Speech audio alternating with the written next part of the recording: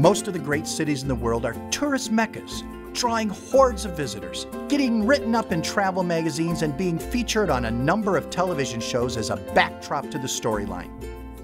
But occasionally, one runs across a treasure that is yet to be widely acclaimed and that is truly a great find and can lead to some of the best travel experiences imaginable. Jaisalmer is one of those rare finds. Join us today as we remove the veil from one of the truly wondrous cities of the world, Jaisalmer, India's hidden gem. Namaste. I'm Bill Ball, and I'm going to be your guide on this episode of Journeys in India. And this is India. Well, we've got an adventure and a half for you today. We're going to visit the city of Jaisalmer, the only living fortified city in all of India. And then it's to the Thar Desert. We're going to learn how the people and the wildlife live in what seems an insurmountable odds. And finally, we're going to learn to cook a couple of Rajasthani dishes. So it's time, so let's get going.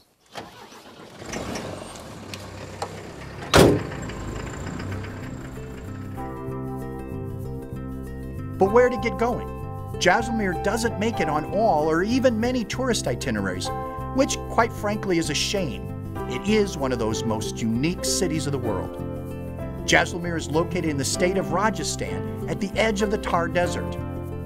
Thar, by the way, means abode of death, which might be the reason it doesn't end up on many Indian itineraries. But it has actually been on a traveler's itineraries for centuries, as this city was a wayside on the Silk Road. To the early camel caravans of the Silk Road era, the site of Jaisalmer Fort must have been both foreboding and welcoming. Welcoming in the sense that they knew they could get supplies after weeks in the desert.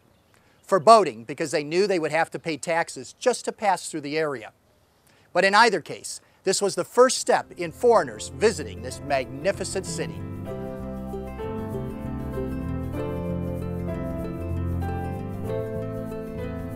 We're kind of jumping ahead of ourselves here. The first step for Silk Road traders or modern tourists is getting to Jaisalmer, and that's not easy. The nearest airport is in Jodhpur, which is 287 kilometers or 178 miles away. You could take the train for 10 hours. Second class is hard benches, so beware, or a public bus, which is even more rustic, but can make for great stories later. Or best of all, hire a driver as we did. The cost is relatively minimal and provides great comfort and a quicker ride. Even if you hire a driver, don't be tempted to drive from Jodhpur straight to Jaisalmer. There is much going on along the road, and it would be a shame to miss any part of real-life India that is all around you. Local markets spring up in many of the small villages that are located strategically on this lifeline of commerce, once called the Silk Road, and now simply the highway. These little markets carry a wide range of goods to cover needs of both village dwellers and the nearby farmers. Talking of farmers, the markets have every kind of locally grown produce fresh off the vine, tree, or bush. From cucumbers to mangoes, to gunda, a Rajasthani specialty, to eggplant or bringal as it is known here. The market may not look fancy, but the shoppers are fussy and only the best, freshest produce is sold. Markets aren't the only reason to take your time following the road to Jaisalmer. Probably the best reason to slow down is to people watch. Rajasthan is a diverse mix of people, and nowhere is that more evident than here. Tribes, ethnic groups, city folk, and farmers all mix, creating the colorful fabric of life that is India. The last reason for stopping is the oldest, to buy something unique. I can't pass up on an opportunity to own an art piece or an artifact that adds a little spice to my collection.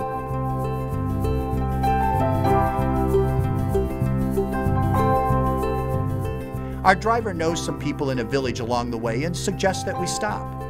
This is one of the joys of traveling with a tour group or with a professional guide: interaction with the locals. What I didn't expect was to become part of the village so quickly. One of the huts had some structural damage and had to be fixed. Another hand to lift the roof was needed, so I joined in. I guess it's always good to have a fallback career. This little village was planning a special event, a wedding. and this is the blushing bride-to-be. The parents' house is specially decorated for the wedding with a traditional floor painting. The parents sit on one side of the design, while the bride and groom sit on the other.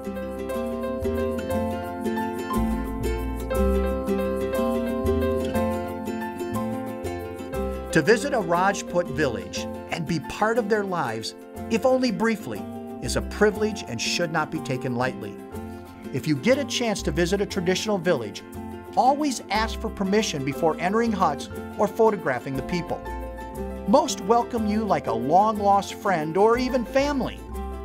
This is what travel is all about, connections. I was invited inside the guest house to take a look at its construction. Like many of the homes in the village, the walls are half clay and half manure, with sticks and straws used as a binding material. Surprisingly sturdy, waterproof, and cool, I was half thinking of staying until I realized that dinner, lunch, and even breakfast would be millet, their main crop. My very carnivorous stomach wasn't really excited about that.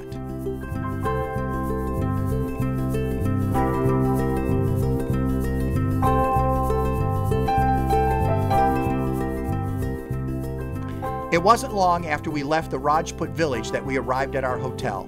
Nirvana Nature Resort is a luxury tented camp, but that really doesn't do it justice.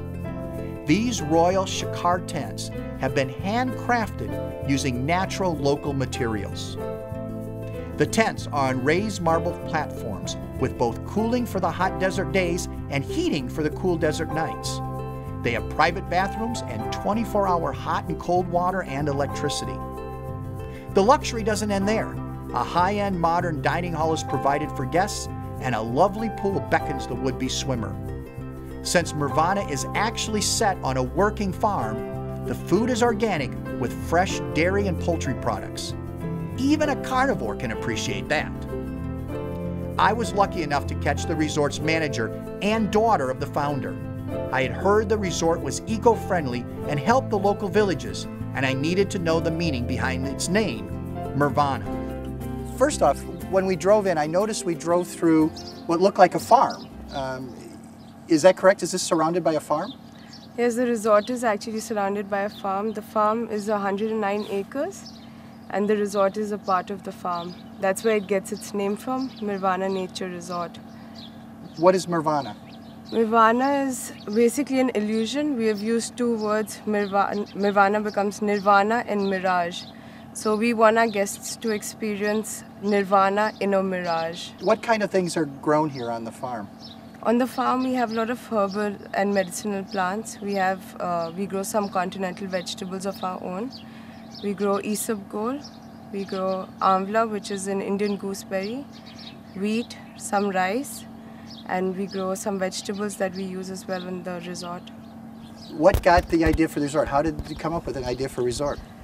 My father was a hotelier. He was in this business for 30 years. He took an early retirement and came back, and he thought he would start a farm and do something for this area. After playing golf and trying to take care of agriculture for 3 years, he realized that he was missing the industry and he wanted to get back into it. So he started with pitching some tents, and then he was enjoying the guests and their company and seeing so many people from different parts of the world. Also for him, it gave him some pleasure to see himself being a part of their, those happy days and their holidays. So that encouraged him to go on and develop the entire resort. So that's how it started, and now the entire family is taking care of this business. Now, I've been walking around. I've noticed that there are solar panels up in different places. Mm-hmm. Obviously, you're trying to take advantage of the sun. You're doing some eco-friendly things here, also with water too. Tell me about that. We're very recently trying to go completely solar. We started with the water, hot water. Instead of having geysers and other electric devices to heat the water, we did the solar system to heat the water.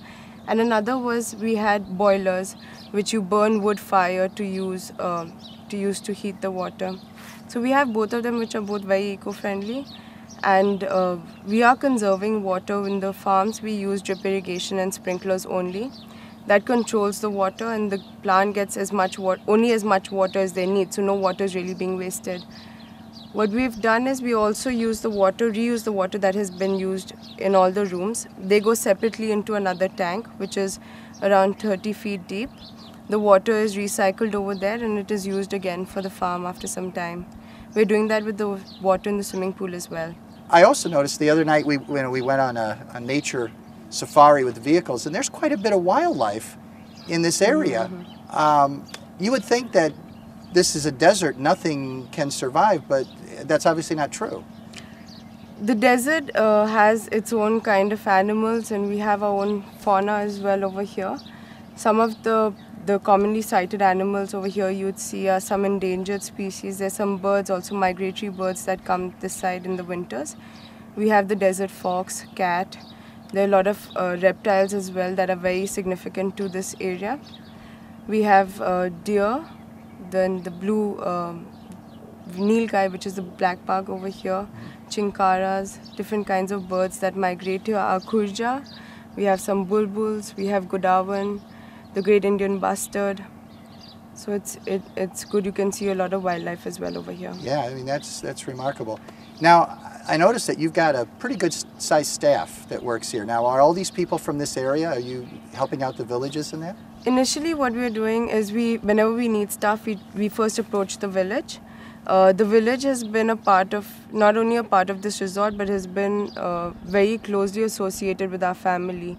So when we had started this resort, we wanted to do something that will even help the village and the villagers over there.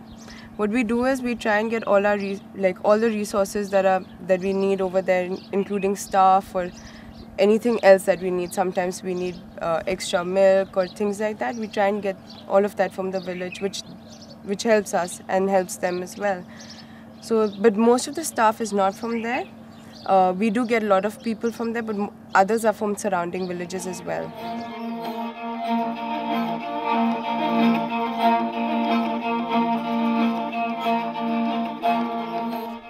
I only had one thing left for the day: get some shut-eye. Tomorrow would be a very full day exploring Jaisalmer and the desert around us.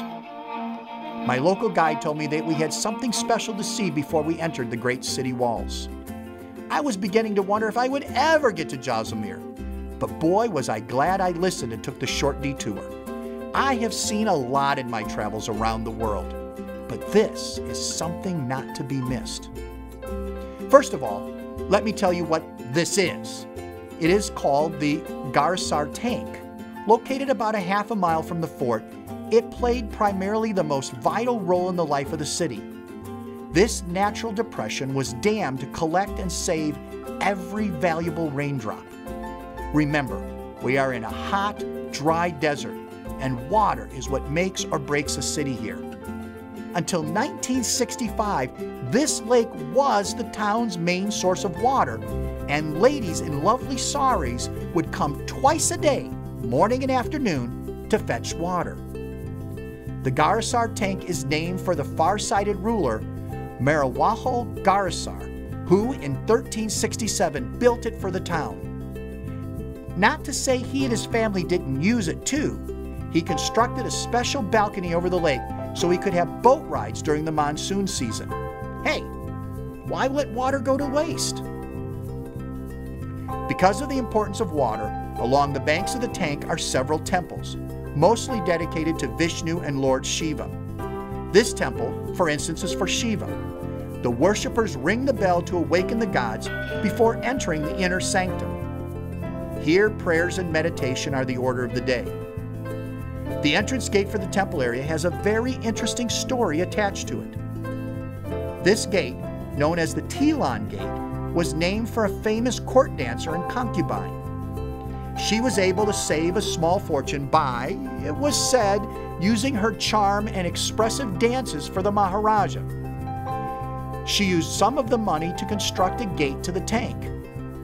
The queens of the court were furious that a dancer, who was equated with the lower classes, would have paid for a gate that royalty had to cross. The ladies of the court pressured. The Maharaja ordered its destruction. But Tilan was not to be outdone by the queens. She consulted the holy men, or Brahmins, who gave her a solution. Put a statue of Vishnu on the top of the gateway, and it couldn't be torn down. She did, and the gate remains to this day. I know what you're thinking. Pretty cool architecture. Nice historic site with a fascinating tale of a court dancer. But with the buildup I gave it, there has to be more. Well, there is. The tank has a large, well, more like gigantic, population of catfish. They are unbelievable in numbers, size, and voracious appetite. Feeding them is considered good luck, so I should be set for the rest of the trip. These fish are really something.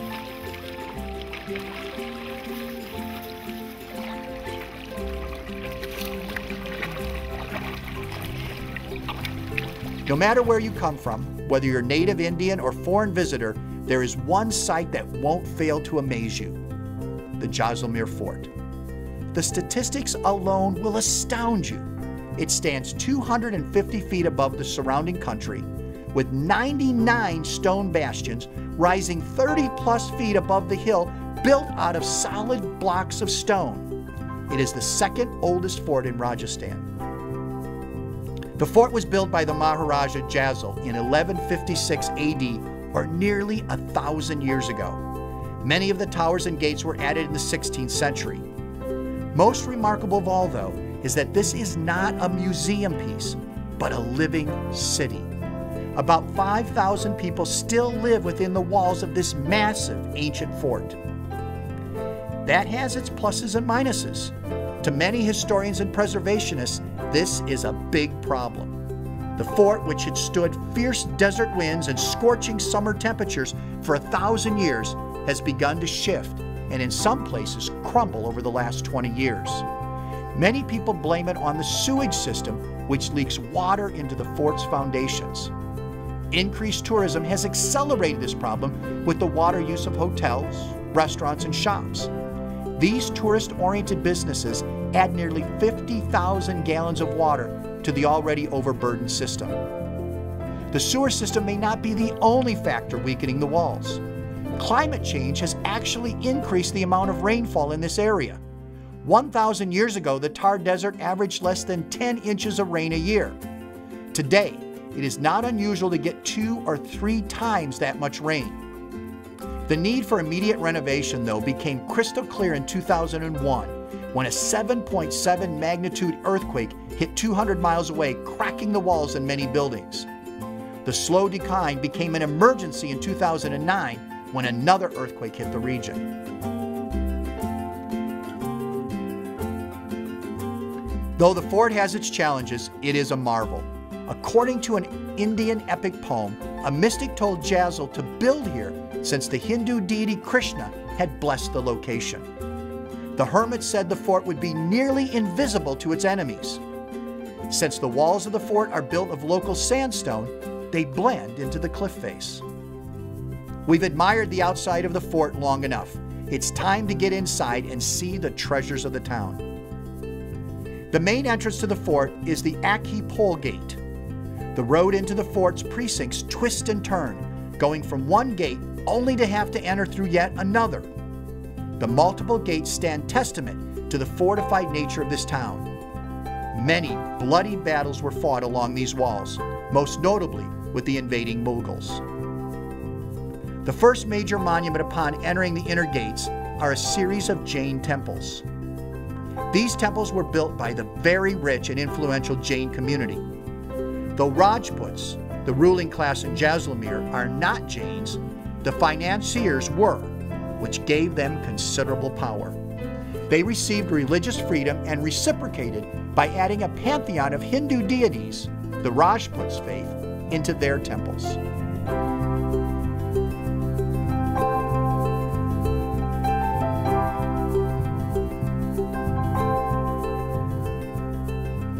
There are 7 of these exquisite temples built between the 12th and 15th centuries, each dedicated to one of the early prophets of the faith.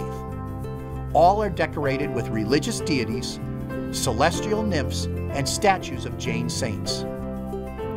These Jain temples have a lot of surprises. In one, it is said, there are secret vaults below the temple where ancient manuscripts of Jain literature and astronomy are located. Some say the tunnels extended 10 miles to Lodrva, which is the former capital. It was through these tunnels the documents were moved and never seen since. The Jain religion is an ancient religion from India and is dedicated to non-violence to all living things. Today, there are followers in North America, Europe, and the Far East, with the largest number still in India, with over 10 million followers. They are strong believers in scholarship and thus have the highest rate of literacy in India. There were 24 of the Jain saints who showed the way to enlightenment through their lives. It is to some of these men that the temples are dedicated. There are several similarities between Jainism and Buddhism, though Jainism preceded Buddhism. Both were founded by a warrior class, yet seek peace. Both believe in reincarnation and working towards an enlightened state. And both do not believe in the caste system.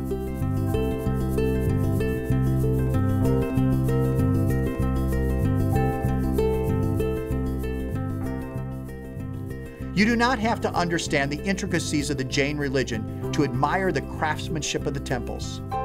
These stone-carved edifices make an art lover swoon.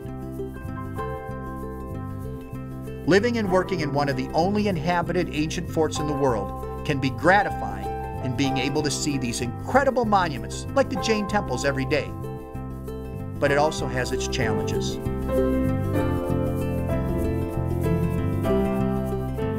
Even with increased annual rainfall, water is a problem that won't go away. The slow deterioration of buildings threatens the very homes that families have lived in for generations. And the city's isolation, what made the city prosper during the Silk Road days and what makes it an ideal tourist destination, costs the residents economically. Given all the hardships the locals face, they not only endure, but they actually prosper. There has been talk of moving the residents out of the city walls to a more modern, convenient part of Jaisalmer, but the residents have fought that idea with zeal. The reason the residents are not willing to take a nicer house with modern facilities is the unique lifestyle they have inside the walls of this ancient marvel. The local markets bring everyday goods like fresh vegetables within easy walking distance, something modern developments lose. The ambiance and history stored within the walls of the homes and businesses could not be replicated in a suburban-style redevelopment.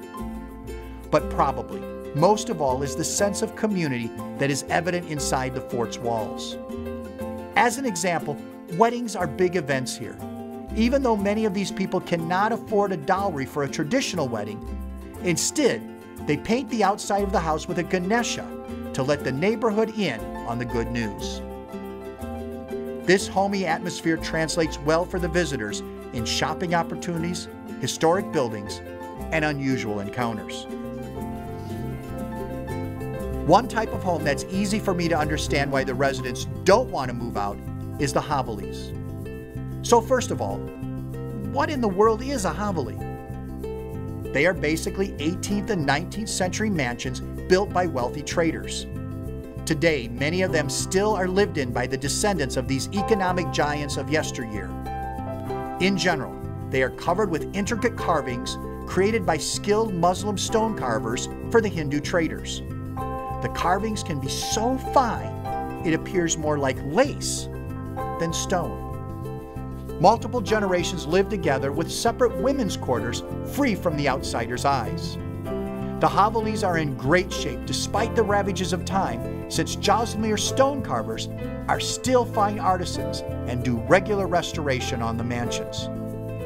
Many, though, are taking their skills abroad now to new wealthy clients in the Middle East.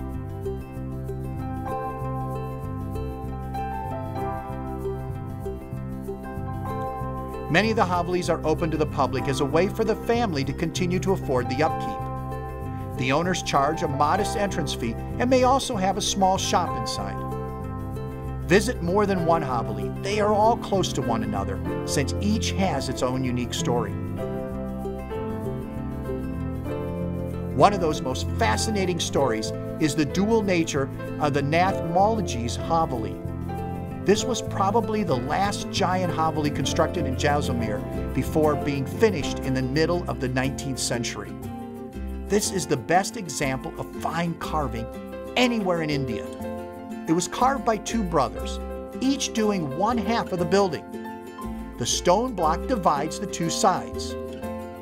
Though at first glance the two sides look identical, at closer inspection, two distinct personalities emerge.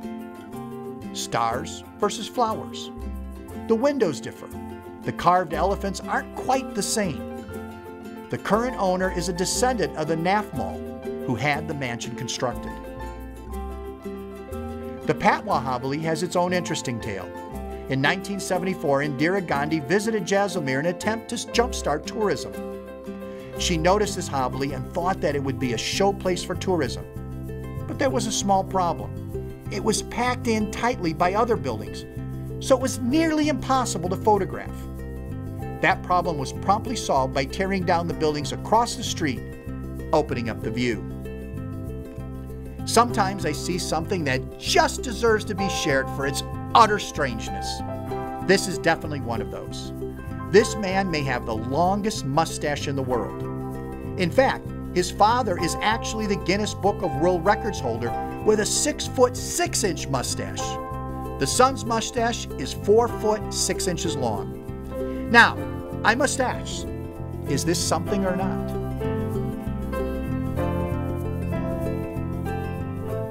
Most normal human beings would be happy just covering Jaisalmer in a day, let alone going on a wildlife safari.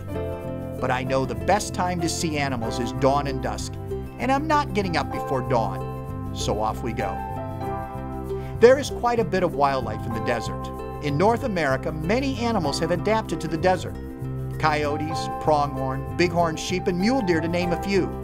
Here in India, there are similar animals: fox, blue bull, and chinkara, or Indian gazelle.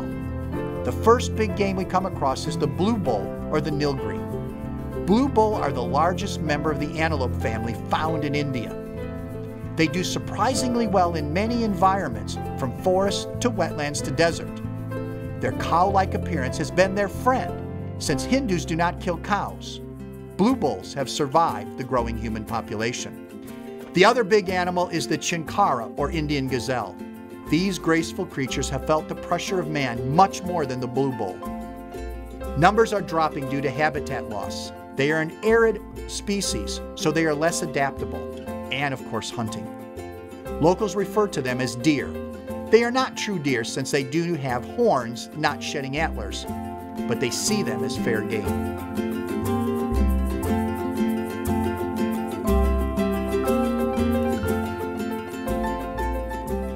My producer promised just one more activity before dinner, and she said that all I would have to do is sit. What she didn't say is that would be sitting on a camel. I may as well make the most of it and impart some of my camel riding knowledge. Well, for those of you that are interested, and I know there's a lot of you out there, I'm going to demonstrate the proper way to get on a camel. Now remember, this is done only with professionals, and it should not be tried at home. First, we climb and stretch over the top of the camel, but that's not the hard part. The hard part comes now. Very exciting. Yeah. Raise him up. Very exciting. That's the hard part. It moves back and forth, back and forth. But once you get on top, it's a smooth sailing from here. They call them the ships of the desert because maybe some people got seasick riding on them.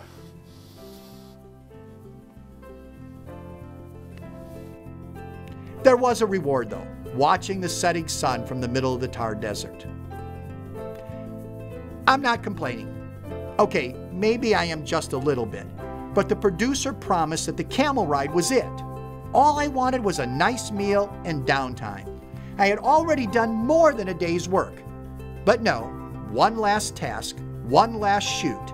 This one while I wait for my dinner. It is a demonstration on how to cook a Rajasthani chicken dish.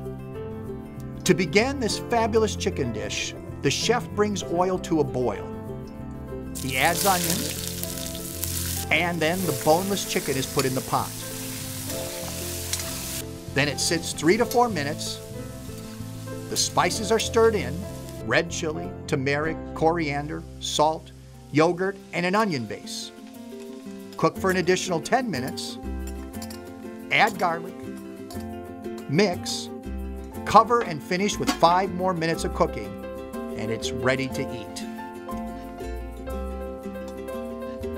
When I said we'd have an adventure and a half, boy did I mean it.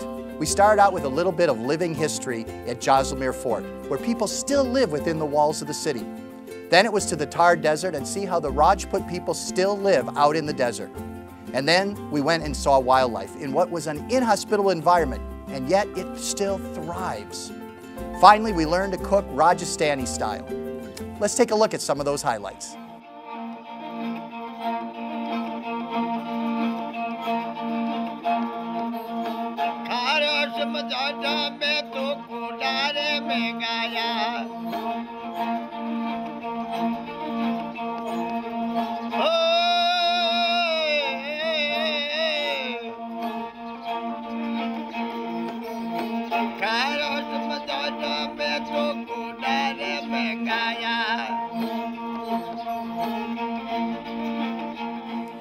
I'm Bill Ball, and I'll see you on the next episode of Journeys in India.